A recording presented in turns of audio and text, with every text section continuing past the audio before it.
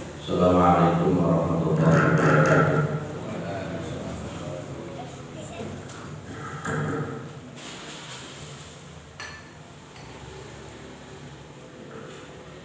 Alhamdulillah, Alhamdulillah alladzi arsala rasulahu bil huda wa dinil haq liyudhhirahu 'ala dini kullihi wa kafa billahi shahida.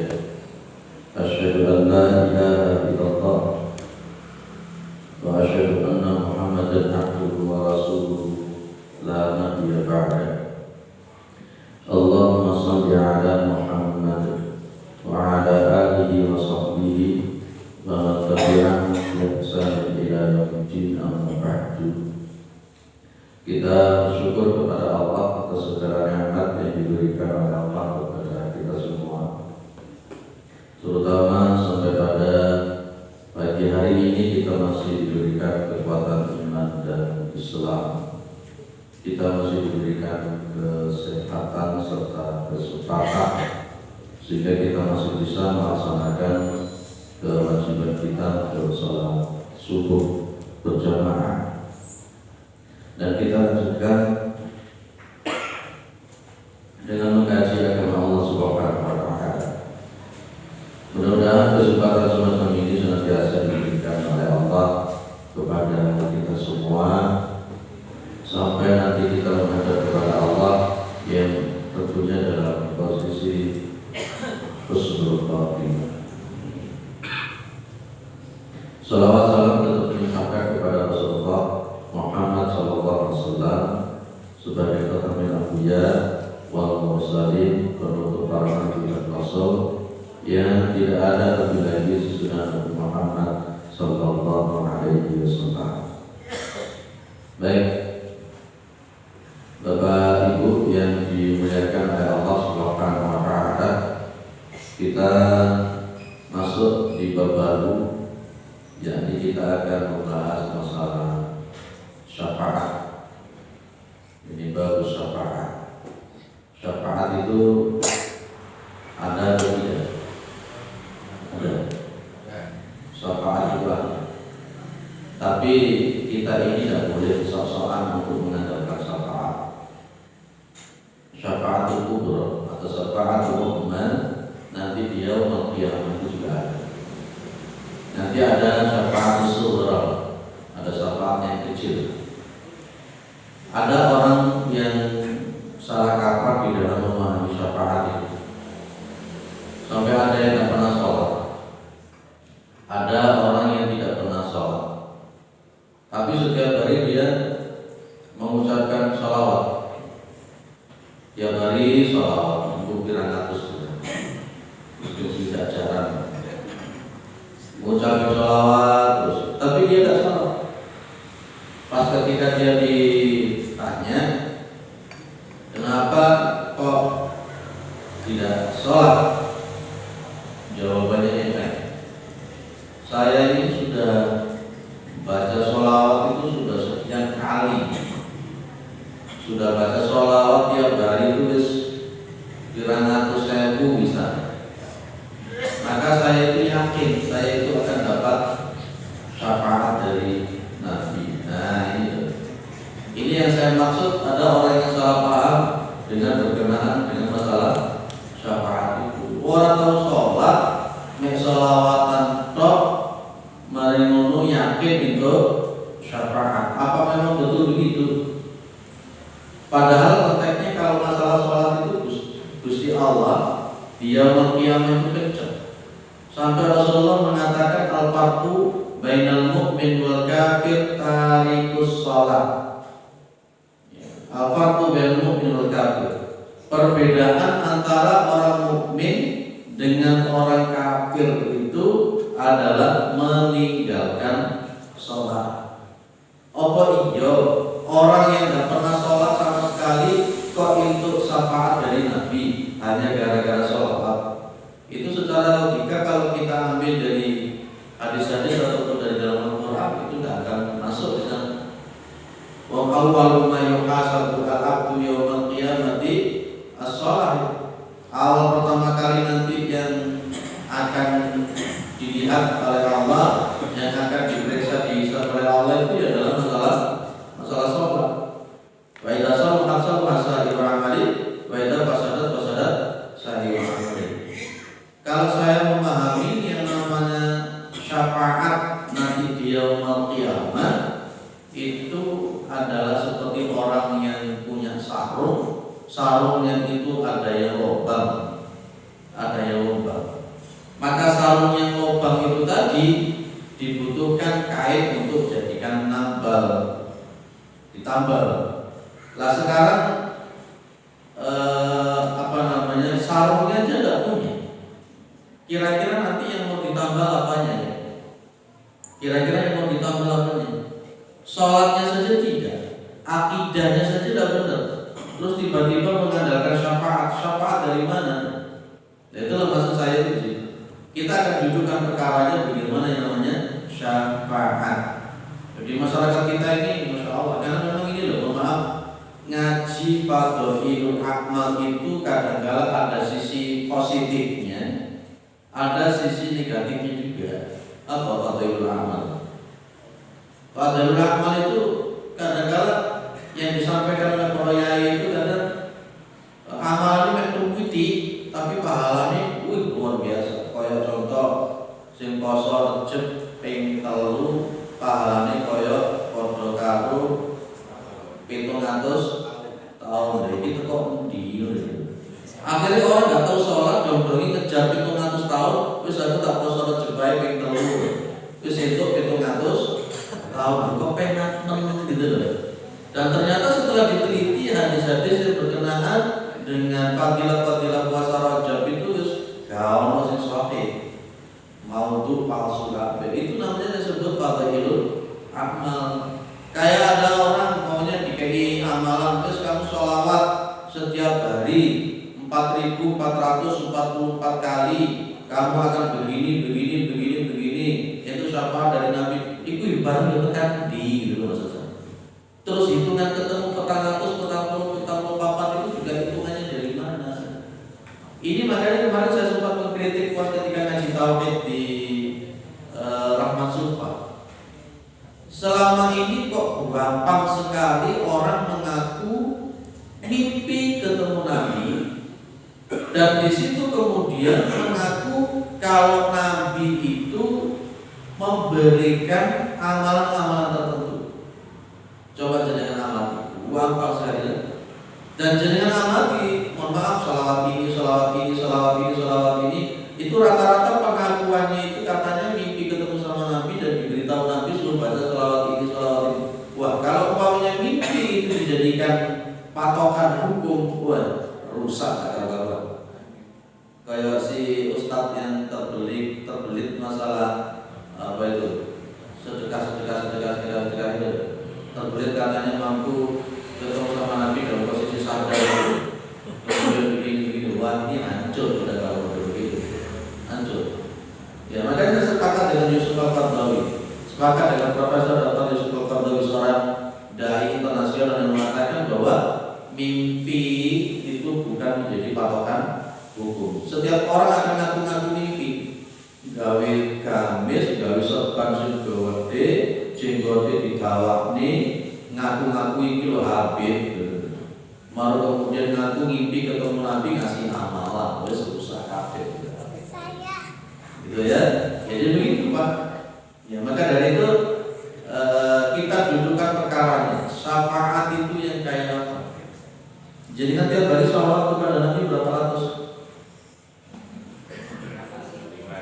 Padahal innallaha wa malaikatahu yusholluna 'alan nabi ya ayyuhalladzina amanu shallu 'alaihi wa sallimu taslima. Jadi kan bersolawat kepada Nabi itu sebuah kewajiban. Cuma tata cara bersolawat itu yang mungkin kita harus dudukkan perkaranya. Lele maca 6.664. Satu solawat itu dibaca katakanlah 1 menit. Kalau 1 menit itu kali 4.444, berarti ada 4.444 menit. Kalau 4.444 menit itu berarti berapa jam? Apakah Islam seberat itu? Enggak, yuridu bikumul yusra wala yuridu bikumul usra. Nah, apalagi kemudian yang saya tidak habis pikir muncul istilah sholawat syajaratun nuqut.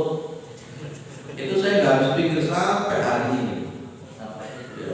Syajarah itu namanya pohon, nuqut itu artinya uang. Berarti kalau sholawat syajaratun nuqut berarti sholawat pohon uang. Saya tidak habis pikir, terus terang sampai hari ini tidak habis pikir.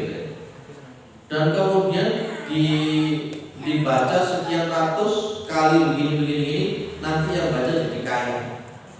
Dan ternyata tak buktikan, tak lihat, bukan membuktikan saya mengamalkan, tak lihat sih orang-orang mengamalkan menurutku ya.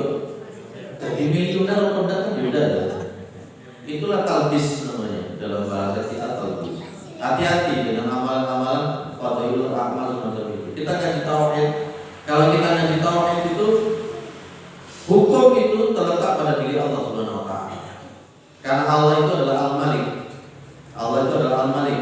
Al-Malik atau Al-Malik atau Malikun. Jadi yang berhak menentukan hukum itu adalah Allah, bukan orang yang sok-sokan ngaku-ngaku soleh kemudian mengaku mimpi dan sebagainya. Hancur matinya. Ini tidak apa-apa, ini syuting di YouTube. Jadi agak radikal gitu. Sekarang itu yang lagi viral itu Pak Kiai Sugianto itu membongkar itu viral. Ngono iku lho sing diarani sing jawab sing batal ya ono. Wis dibuka kitabe Ianat Tholibi, Fathul Mu'in, dibuka apa meneh? Nihayatus Zen, fatwa-fatwa muktamar mulai pertama sampai akhir wis dibuka kabeh terus ngeyel kan. Insyaallah. Salut saya Pak Sugianto. Lanjut ya. Syafaat. Kalau jenengan amati di ayat-ayat ini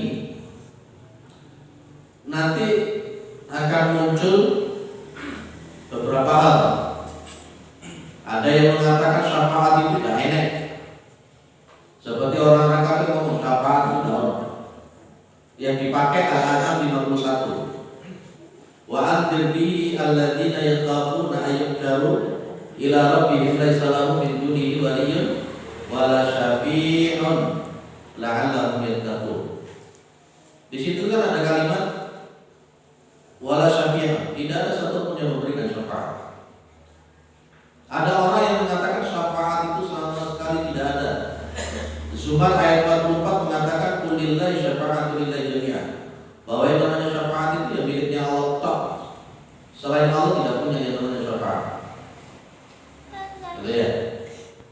Ada yang mengatakan bahwa syafaat itu ada dengan catatan diizinkan oleh Allah. Mantal ladzi yashfa'u indahu illa bi'idni. Ada kalimat illa bi'idni. Jadi syafaat itu ada kalau Allah itu mengizinkan. Kalau yang Az-Zumar sama Al-An'am mengatakan syafaat sama sekali tidak ada.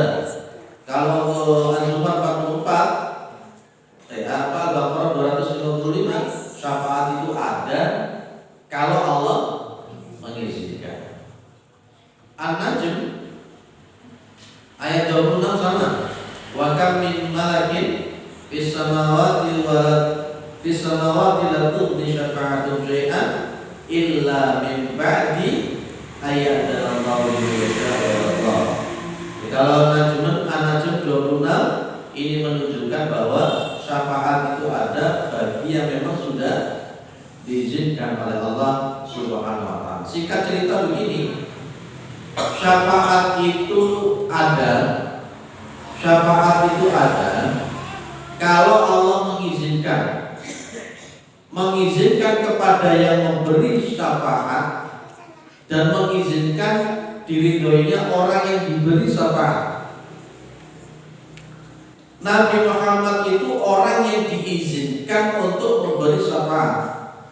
Gitu. Nabi Muhammad itu orang yang diizinkan untuk memberi syafaat nanti di yaumul qiyamah. Lah, tinggal orang yang disyafaati ini loh diridhoi oleh Allah atau tidak. Meskipun Nabi Muhammad SAW itu memberikan syafaat, tapi orang yang disyafaati itu tidak diizinkan oleh Allah, maka Nabi tidak bisa berbuat apa-apa.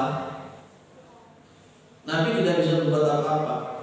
Meskipun Nabi punya syafaatul kubra nanti di yaumul qiyamah, maka syafaatnya Nabi tidak akan nyampe kepada orang-orang yang tidak memenuhi syarat untuk disyafaati. Paham maksud saya gimana? Clear ya Pak ya? Jadi memang betul syafaat itu hanya Allah yang punya, tapi kemudian Allah memberikan izin kepada seseorang untuk memberikan syafaat. Siapa dia? Yaitu Allah. Apa namanya? Rasulullah Muhammad sallallahu alaihi wasallam. Itu namanya syafaatul kubra. Nanti ada namanya syafaatul sughra. Syafaatul sughra itu kayak Al-Qur'an yang setiap hari jadi baca. Iqra'u al-Qur'ana fa innahu ya'ti yaumal qiyamati syafi'an li ashabihi, kata Nabi. Bacalah Al-Qur'an karena nanti Al-Quran datang pada hari kiamat memberikan pertolongan kepada orang yang membacanya. Ini syafaat sughra. Al-Quran diizinkan oleh Allah memberikan pertolongan kepada yang senantiasa menjaga Al-Quran. Siapa lagi? Anak yang meninggal dunia sebelum akil balik, masih kecil meninggal, dan kemudian dia akan mampu memberikan pertolongan dengan izin Allah kepada orang tuanya yang beriman kepada Allah Subhanahu wa taala. Ya, jadi di sini harus kita dudukkan perkaranya. Allah yang memang punya syafaat, kemudian Allah memberikan orang izin untuk memberikan syafaat, dan orang yang disyafaati harus punya syarat untuk bisa diberikan syafaat. Jenengan ini kira-kira sudah memenuhi kriteria untuk diizinkan dapat syafaat atau tidak? Tadi itu kan ada orang yang tidak pernah sholat.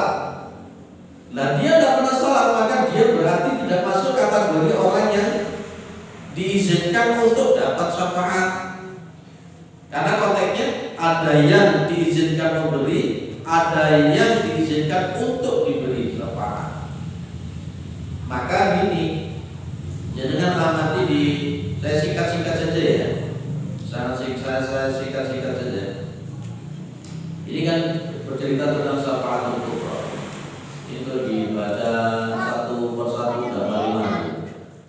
Ya. Jadi ada hadis dari riwayat Abu Hurairah radhiyallahu anhu. Coba amati jenengan yang mulai dari sini. Wa qala Abu Hurairah radhiyallahu anhu. Wa qala Abu Hurairah. Di sini dia tanya kepada Nabi Muhammad SAW. Yang di sini ya, tulisannya. Man as'adun nasi bi syafa'atika. Man, siapa sih? As'adun nasi, orang yang paling bahagia. Orang yang paling bahagia bisa syafa'atika, dengan mendapatkan syafaat jenengan. Artinya dalam bahasa kita ini loh sebenarnya. Kanjeng Nabi, orang yang paling berhak untuk mendapatkan jenengan beri syafaat itu sapa? Orang yang punya syarat untuk bisa jenengan syafaat itu siapa? Qala, maka Nabi menjawab, man qala la ilaha illallah khalisan min qalbi. Orang yang dia berikrar, berucap la ilaha illallah khalisan, ikhlas, min qalbihi, dari hatinya dia. Artinya apa? Fatil kasyafa'at li ahli ikhlasi bi'idnillah. Maka syafaat tersebut untuk ahli ikhlas, orang yang punya keikhlasan saja, bi'idnillah, dengan izin Allah Subhanahu wa ta'ala. Berarti bagaimana? Wala takun liman asyraka billah. Dan syafaat itu tidak akan didapatkan bagi orang yang menyekutukan Allah. Poin aturan pertama orang itu dapat syafaat itu dia harus bertauhid. Orang yang kafir, orang yang musyrik, dia tidak akan mungkin mendapatkan syafaat. Lupa ada orang Islam Pak, ngakunya Islam, tapi dia menyekutukan Allah, syirik, dia tidak akan mendapatkan syafaat dari Rasulullah SAW. Lain orang gak tahu sholat itu jenenge musyrik atau kafir.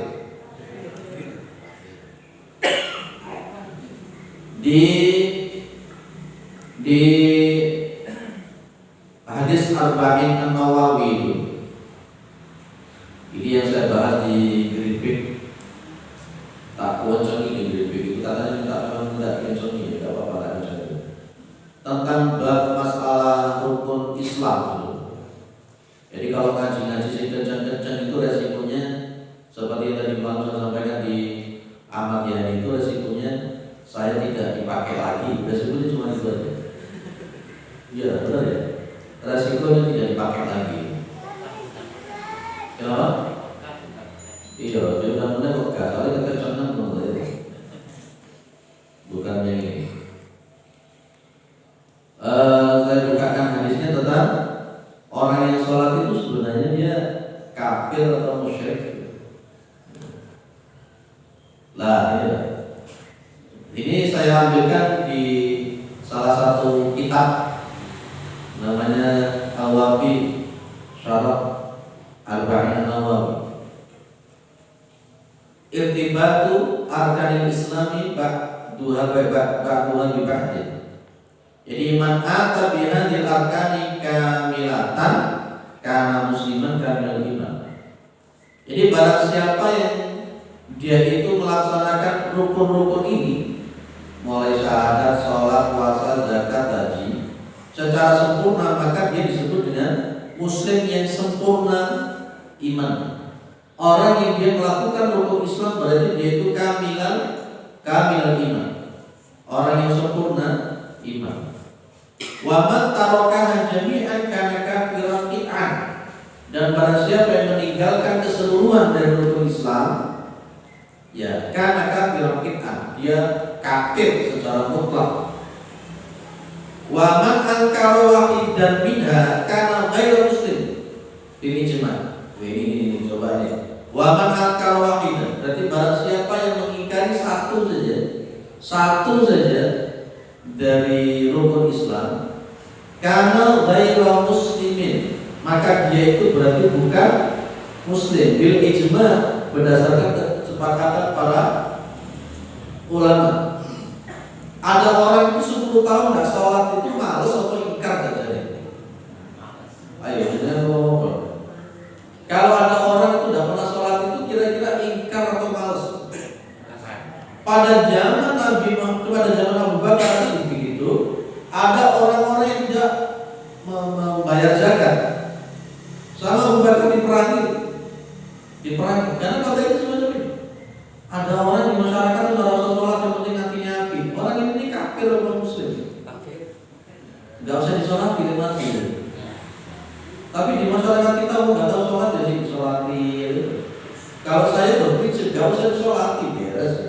Sebagai shock terapi buat dia. Dong-dongi orang tahu ke masjid, gak tahu sholat, mati-mati ini jalur disolati naik masjid. Gak apa pena gitu. Dan akhirnya menggunakan fadilul amal lagi di fadilul amal. Nah, memang hadisnya sahih. Orang itu kalau dia disolati oleh 40 orang yang tidak musyrik, itu akan memberikan syafaat kepada orang yang disolati tersebut. Tetapi kalau orang yang tidak pernah sholat bagaimana? Hadisnya sahih. Nanti insya Allah akan saya bahas di adab jenazah. Masalah jenazah itu gimana sih konteksnya? Kalau ada 40 orang yang nggak musyrik sama sekali menyolati jenazah itu kayak apa?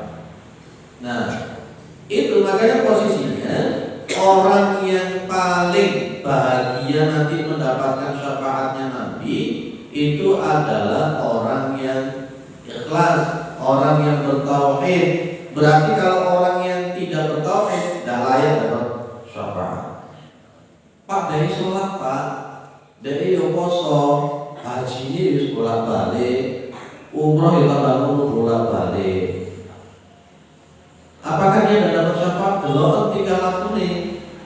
Dia suka menyekutukan Allah atau tidak? Ada loh orang-orang itu memang betul Muslim, betul Islam, tapi suka melakukan kesyirikan. Haji tapi sesenangannya dukun paranormal.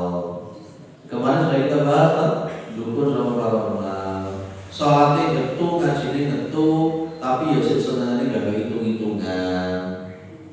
Dan itu kan posisinya mohon maaf, hitung-hitungan itu syirik kepada saya. Tenanan. Ya tenan ya syirik ya, berarti saya dilakoni pun enggak? Oh enggak, alhamdulillah. Ya, lagi hitung matematika ya, begitu duit ya. Nah, itu loh Pak. Jadi kalau orang itu pengen mendapatkan syafaat, satu, bertauhid dulu. Bertauhid. Itu yang dimaksud dengan apa? Man as'adun nasi bi syafa'atika. Jadi, qala man qala la ilaha illallah khalisan min qalbihi. Insyaallah. Di sini wa haqiqatuhu anallah subhanahu huwallazi yatafaddalu. Nah ini lah. Huwallazi yatafaddalu ala ahli ikhlas. Hakikatnya sesungguhnya Allah itu memberikan keutamaan, memprioritaskan siapa? Ala ahli ikhlas, kepada orang-orang yang ikhlas, bertauhid, tidak menyekutukan Allah subhanahu wa ta'ala. Clear? Jangan sekali-kali menyekutukan Allah, jangan sekali-kali menyimpang daripada tauhid. Kalau menyimpang dari tauhid, tidak layak untuk mendapatkan syafaat dari Rasulullah Muhammad SAW. Makanya memang belajar tauhid itu harus apa? Belajar tauhid itu memang harus terus menerus untuk mengingatkan. Dan memang kalau belajar tauhid itu ya kencang memang. Belajar tauhid itu memang kencang. Kita pakai tauhidnya Nabi, kita pakai tauhidnya para sahabat.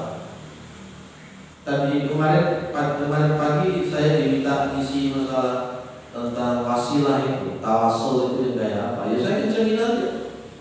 Di sini sudah saya sampaikan tentang masalah tawasul itu. Ya, tawasul itu cuma 3 saja yang kita lakukan.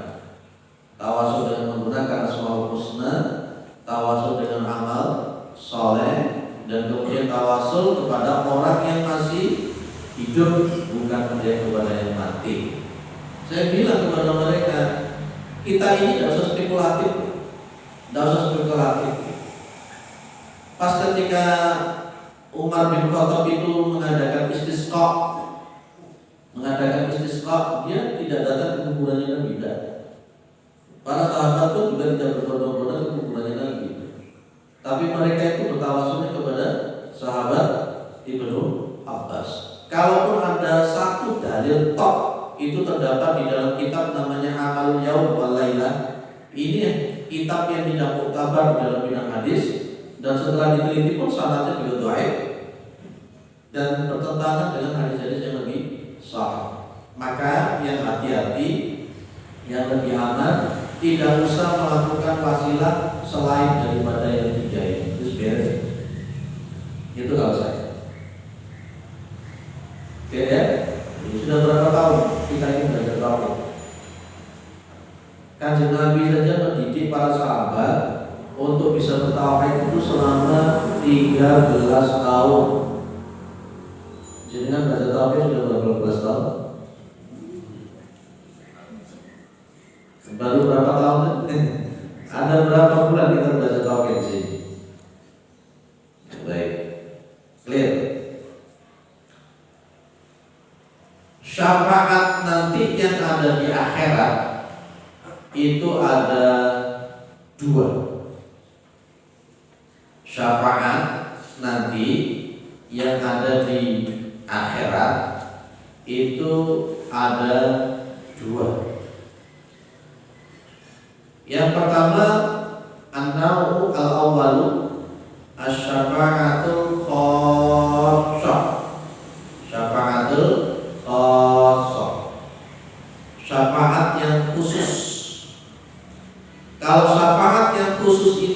hanya dimiliki oleh Nabi Muhammad toh. Selain Nabi Muhammad tidak diizinkan. Ini namanya syafaatul khassah.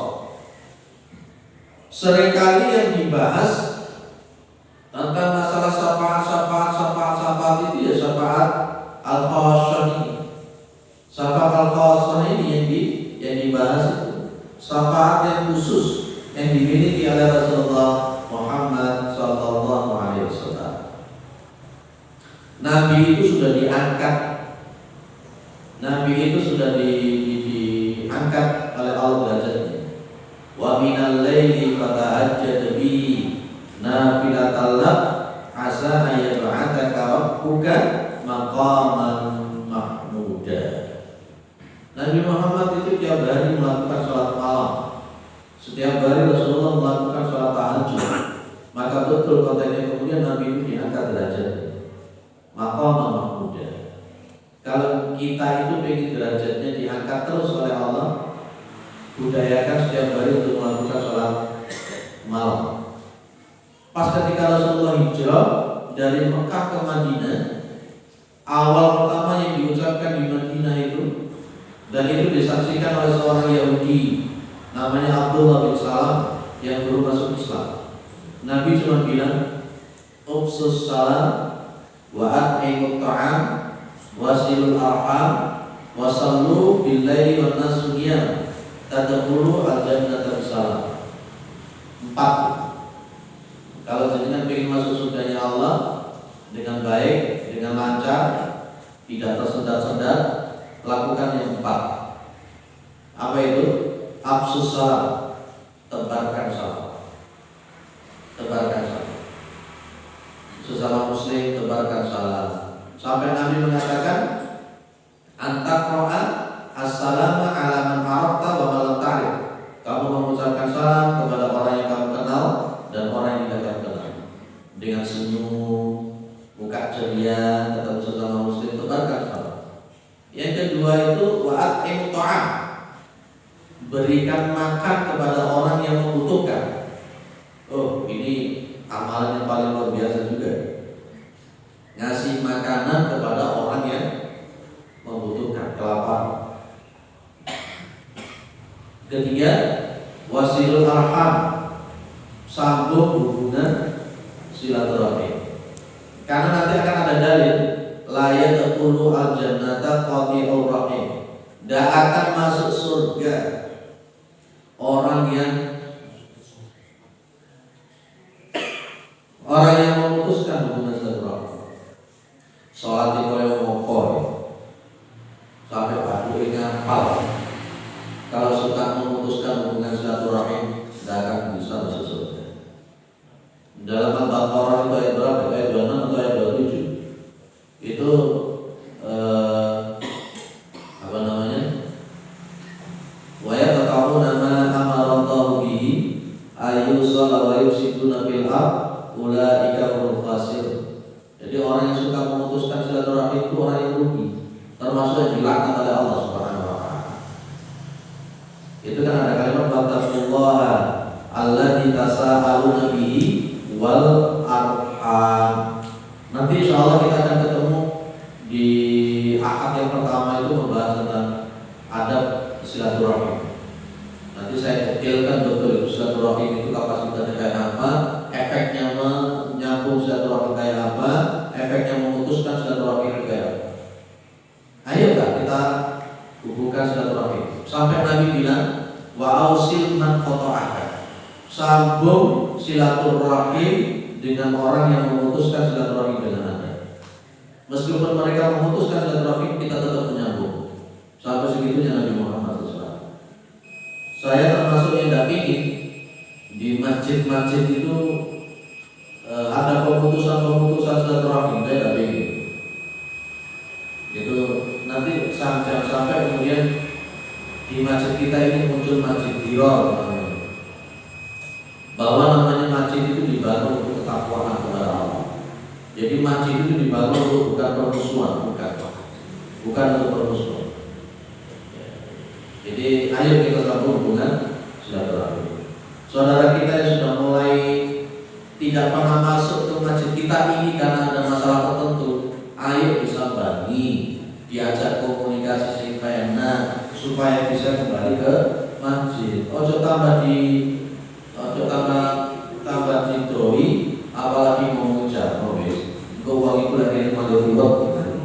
Jangan begitu. Ada komunikasi yang baik. Yang penting kita menyambung dulu. Ahmad Yani kemarin itu wajah gaji kayak begitu. Tadi malam saya ke sana sudah mulai oke. Karena pengurusnya sudah diganti semua, sudah diganti. Yang kemarin wajah gaji. Termasuk saya itu hampir saja dicoret dari isi kajian di situ. Mungkin karena saya senang.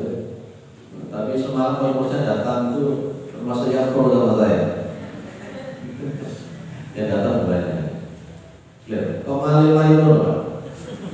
Jadi kalau kita ingin masuk surga tadi 4 ya. 1 itu maksus salam, yang kedua ta'am, kemudian yang ketiga wasilul arham, menyambung silaturahim, kemudian yang nomor 4 termasuk di sini. Wasallu billail, wasallu billail wan nasu niyam. Salatlah pada waktu malam sementara orang-orang itu sedang tidur. Artinya salat tahajud. Ini 4 amalan yang harus kita lakukan kalau kita ingin masuk ke dalam surga dengan lancar, nggak tersendat. Terutama posisinya yang menyambung silaturahim itu utama itu. Kalau tahajud mungkin kita masih masya Allah itu. Kadang-kadang angin dan sedih buyutok turun meneng gimana? Rata-rata begitu. Untuk mengucapkan salam mungkin saya sudah detail. Tapi kalau kasih makanan kepada orang yang lapar, sementara kita punya uang untuk itu, sampai Nabi bilang, laisa minna billadzi yashba'u wajhahu jayyun litajabbi. Bukan termasuk umatku orang yang perutnya kenyang sementara tetangganya lapar. Kalau saya dulu jadi takmir itu tak rutinkan. Ayo kita kumpul, ada musyawarah. Siapa sih yang biasanya rajin ke masjid kok sekarang kolom nggak tahu masjid ada apa? Tak parahin ya rumah. Kenapa sih ada apa? Uangku lagi kecentok kalau wong iko. Nah ini, lek wong iko semua aku kecentok kalau wong iko aja tambah dipanas-panasi. Video aja di hari itu jadi kurang ajar. Terus tambah nak karu-karu. Aja tambah dikiri panas-panas semua, tambah di cabai dan ini motivasi sih nanti. Orang tambah panas-panas sih, uangnya cek bener kemudian mas, jadi kasnya atau kalau dia kemudian tidak masuk ke masjid, kasnya dirangkul ayo datang. Kenapa sih? Kenapa? Jangan malah panas-panasi pengurus yang lain. Bicara harus kasih direken. Namun itulah ya Allah, coba kalau umpamanya jenengnya yang digitukan, terus sakitnya tuh di sini. Terus soalnya saya belum pernah dianggap karena bukan Ahlus Sunnah wal Jamaah, diundang tulisannya halal bihalal. Saya datang, begitu datang di musola atau di situ sudah ada tokoh-tokoh. Saya logo diputari sama orang tuanya di sidak. Intinya ya kalau yang kuno, kalau tidak ada Sunnah wal Jamaah, gus lagi. Padahal di mana ngapain? Sementara teman-teman saya itu tadi itu kok orang masih berani das, padahal yang ngaji bareng.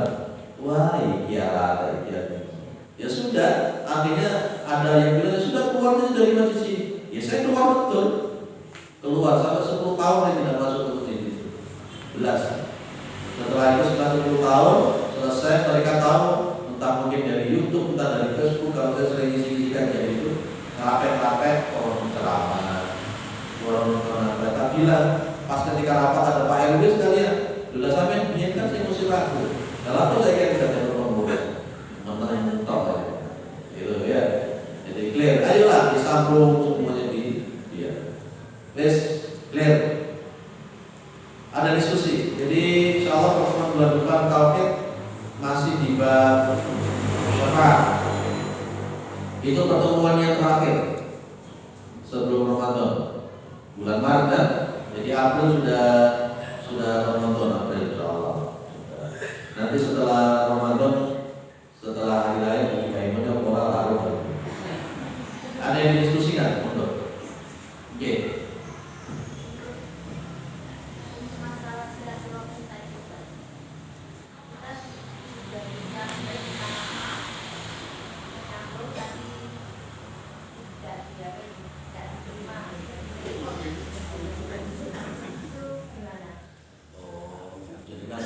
Suapi, jenengan suapi, terus ternyata si diapi ini harus kita koordinasi hadis.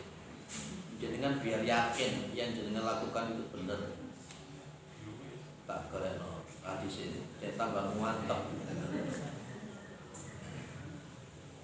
Sambil golek ono bantu saya mencari adab silaturahim. Ini ngaji ini sama siapa sih? Oh, selesai.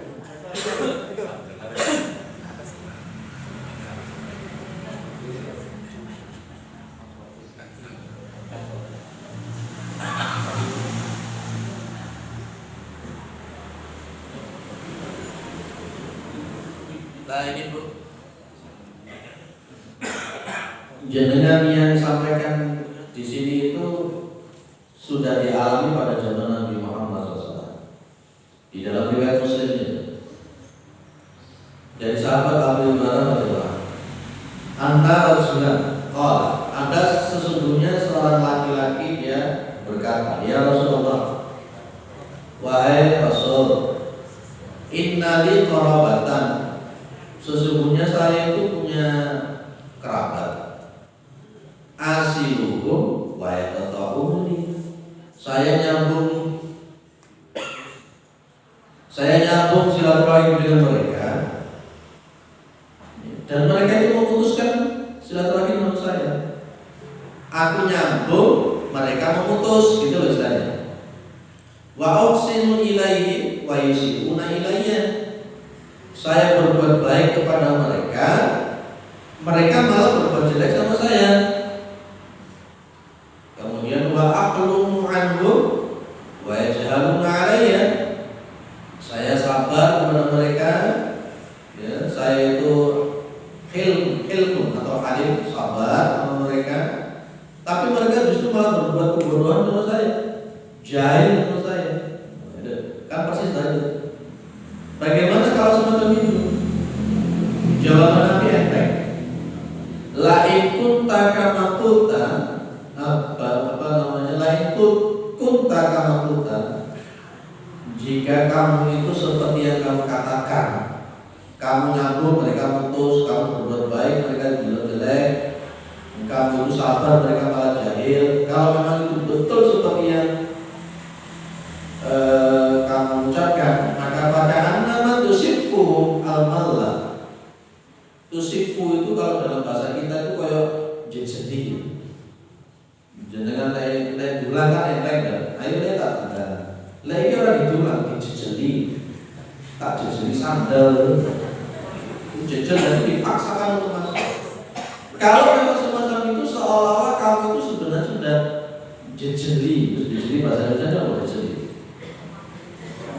Baru jejeli dulu lah. Jadi kan paham apa itu? Kamu itu sebenarnya sudah jejeli mulutnya mereka itu dengan al-malla. Ada yang menerjemahkan al-malla itu kayak semacam cairan panas, ya, yang dimasukkan ke mulut. Pokoknya sesuatu hal yang mematikan ketika dimasukkan ke dalam mulut. Jadi jangan khawatir. Jadi maka wala yazal ma'aka minallahi dhahirun 'alaihim ma dumta 'ala dzalik. Selalu Allah itu akan bersama engkau, selalu pertolongan Allah itu akan bersama engkau atas mereka selama kamu tetap semacam itu. Jadi artinya apa? Mereka itu nanti akan mendapatkan efek sendiri.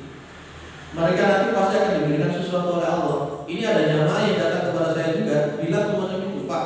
Ini ada saudara saya itu, ya begitu Pak. Masya Allah gini-gini, sudahlah.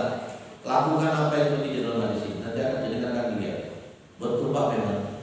Jadi dia itu memang betul kaya, tapi kemudian oleh Allah ya kok diruwetkan itu. Karena memang betul Allah itu pas ketika menciptakan makhluk, ketika Allah itu menciptakan makhluk, dia itu kan sempat Rahim ini sempat bilang kepada Allah Subhanahu wa taala, bilang kepada Allah Subhanahu wa taala, ini Inna Allah khalaqal khalqa hatta idza balagha minhum qamatir rahim. Jadi sesungguhnya Allah menciptakan makhluk sampai ketika Allah sudah selesai di dalam menciptakan mereka, qamatir rahim, maka ar-rahim kasih sayang ini berdiri. Faqala, maka ar-rahim itu bilang, ada maqamul al-'aidi min al-qati'ah. Ini adalah tempatnya orang-orang yang berlindung dari memutuskan silaturahim. Allah cuma bilang, "Nah, amma tardaina an asila man wasalaki wa qata'a man qata'aki." Betul. Apakah kamu ridho saya menyambung orang yang menyambung kamu? Apakah kamu ridho saya akan memutus orang yang memutus kamu? Pak, maksud saya. Jadi kalau kita kemudian malah justru memutus silaturahim, oleh Allah segala sesuatunya barokah itu diputus oleh Allah. Makanya tadi jamaah saya bilang benar Ustaz, begitu dia suka memutus begini kehidupan keluarganya itu jadi tidak karu-karuan. Jadi itulah efeknya orang yang suka memutuskan hubungan silaturahim, diputuskan barokahnya oleh Allah, diputuskan hidayahnya oleh Allah Subhanahu wa taala, bahkan mungkin rezekinya akan diputus oleh Allah Subhanahu wa taala. Jadi kalau memang betul yang jenengan sampaikan itu, seperti kata Nabi, sudah laksanakan terus saja. Emang gue pikirin gitu aja.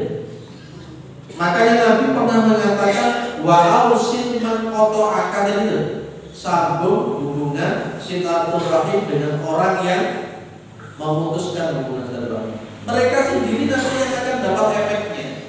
Kalau jenengan ikut-ikutan memutuskan silaturahim, apa beda nih gitu. Apa beda nih? Sudahlah, tetap saja kita nyambung. Mereka punya apa atau tidak itu urusan mereka. Jenengan tetap mengucapkan salam, assalamualaikum. Perkara mereka jawab atau tidak urusan mereka. Pak, gengsi lah itu, gengsi itu setan. Pak, gengsi Pak, saya masuk ke band ngalah terus. Sing ngomong ngalah terus itu siapa? Ini loh buktinya. Ada seorang laki-laki datang kepada Nabi, saya nyambung mereka putus loh Nabi. Saya sabar mereka jahil Nabi. Saya berbuat baik mereka itu. Sama Nabi disuruh berhenti tidak berbuat baik? Sama Nabi disuruh berhenti tidak nyambung silaturahim? Tidak. Tetap pada sambung. Perkara mereka tidak mau nyambung, urusannya Gusti Allah. Sekarang saya gengsi-gengsian. Saya nggak pernah gengsi, ngapain itu? Ada orang nggak pernah nyapa sama saya nyapa duluan, salam duluan. Sampai orang yang nyapa duluan, orang yang mengucapkan salam duluan, itu lebih mulia di hadapan Allah Subhanahu wa taala. Jangan tunggu. Kadang-kadang kita ini aku lagi gak disopo ya ora apa. Lah apa bedane? Aku lagi gak disambani aku ya ora nyambani. Lho apa bedane? Itu Ibu ya. Laksanakan terus, gak usah dipikirin guys. Cuek aja. Wah, kalau jangan bilang aja gitu aja kok repot. Seperti dengan sapi nyambung perkara awak dan nyambung itu urusan. Nanti Allah sendiri yang ngasih sesuatu. Itu ya Bu ya. Ojo dipikir itu gampang setruk ya. Gak usah dipikir. Orang-orang model-model begitu gak usah dipikir Pak. Jangan sampai dibuat sampai tidur tuh jangan pikir lapor ngenes diri. Ngenes diri. Ibu saya itu kan seringkali begitu kan sama saudara-saudara.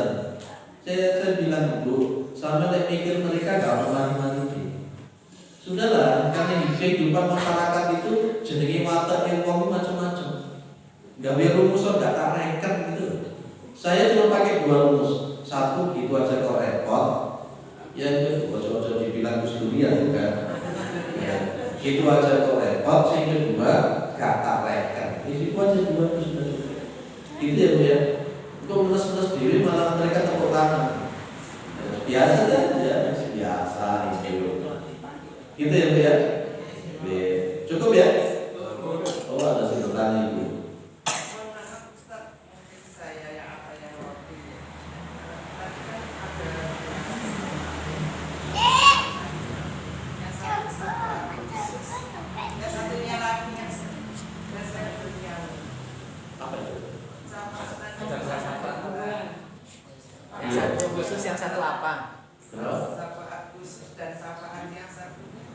belum nyampe ke syafaat yang kedua. Belum. Kita masih untuk syafaat yang khusus saja belum saya training. Jadi nanti syafaat yang khusus ini terbagi lagi menjadi 4. Ya nanti yang syafaat yang khusus yang dimiliki oleh Nabi itu nanti ada 4 contohnya. Itu belum saya bahas. Insya Allah saya bahas bulan depan. Insya Allah. Kan ketemu taufik 1 bulan sekali ya. Itu ya Bu ya. Insya Allah. Saya buat begini supaya jadinya bulan depan hadir.